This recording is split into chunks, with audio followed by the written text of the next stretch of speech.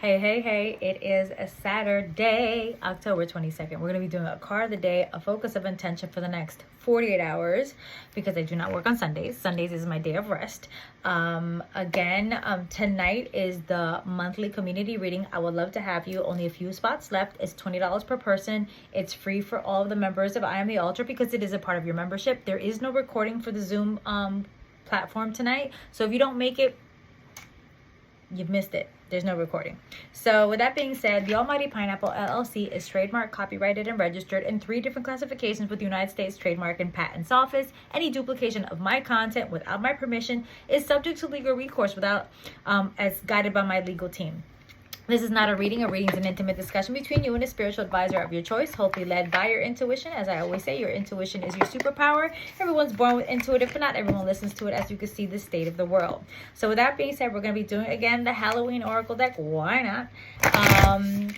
Just a reminder, I did put an announcement on Instagram, but I just want to let you guys know that I have jury duty next week. So anybody who's scheduled next week, I find out Monday how this is going to work. And if I have to reschedule, I will try to squeeze everybody in next week. I'm leaving the following week as well. So I will let you guys know and I'll keep everybody posted as much as I can. So with that being said, let's get to it. And Wednesday is the new moon in Scorpio solar eclipse. It is on Tuesday the 25th, but I do not work on any eclipses. I am indigenous. I am Cuban indigenous, Cubana, Indigena, and indigenous cultures. We do not all, most, but we do not do anything on an eclipse. I don't even let my dogs go out that much during an eclipse because it can change everything. So let's see what Spirit has to say for us today. Let's see.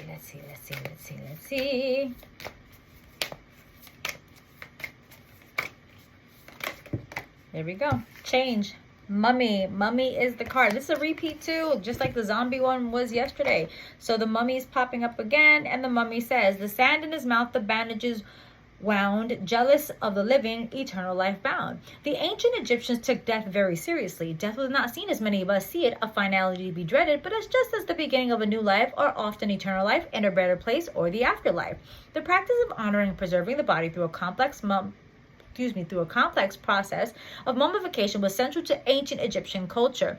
This was not just physical embalming process, but a carefully enacted ritual process that ensured preservation in the next world. Many other cultures also mummified their dead, including the Incas, the Argentinians, the Maori, and many other cultures of the Torres Strait Islands.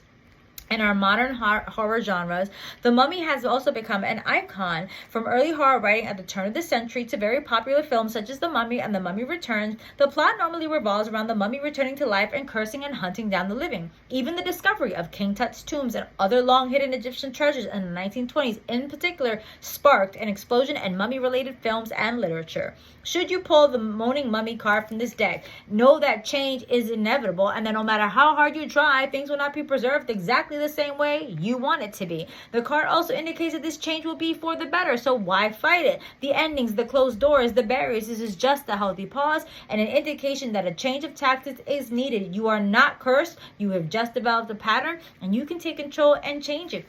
What I always say, rejection is God's protection. Think about it. Those closed doors, those avenues that all of a sudden you get these brick walls, these dead ends. It's not the end of the world. It's just saying you have to shift and you have to make an adjustment because what you've been doing is no longer working for you. So change is inevitable. Resistance to that is futile. But why do you feel, again, they're showing me the zombie card. But again, this also has a huge aspect of control. And zombie came up twice this week. And yesterday it was again, the zombie card was control. So do we fear a change because we think we no longer have control? Is that why we're not really honoring the control? Honoring the control of our own emotions? And even then, which leads up the honoring of the change? So again, think about it. We're always trying to control. And we really don't control shit, only the way we think, react, and how we feel about shit.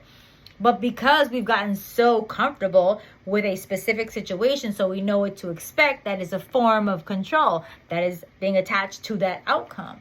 Change is here because it's needed, because what's going on in your life is no longer working for you. You guys keep doing the same shit, expecting this huge change, alignment, awakening, elevation, all these things. How's that going to happen? How you gonna lose weight and get healthy if you keep eating the same fucking junk food and don't work out? So how's that? I'm gonna take a pill. Now, some medications can help you lose weight, but not all. But it also requires, what do they tell you? Take the medication, but also eat a healthy, balanced diet. Make sure you exercise at least 30 to 60 minutes 3 to 5 times a week. There are things you must do. Drink your water in order to maintain that change. Not just by taking the medication. So, change is inevitable. Rejection is protection. And in order for you to do that, that means whatever's coming your way, you didn't get cursed. You were actually blessed. But sometimes even our blessings look like curses, because we don't want to see a change, because we're comfortable with the shit that we got. Then don't complain with the shit that you got. But most of you are complaining. Remember, this is September shedding season, so just saying, y'all. I hope I helped. I hope I put some things in perspective, and I hope it made you feel better. I would love to work with you. Again, few spots left for tonight's community reading. I would love to have you. It's $20 per person. And also, if you're not interested, join us for the new moon in Scorpio solar eclipse community ritual on Wednesday the 26th at 8 p.m. Eastern Standard Time. I will keep you guys posted with the jury duty situation. I love you all. Thank you for fucking with me. Have a great weekend.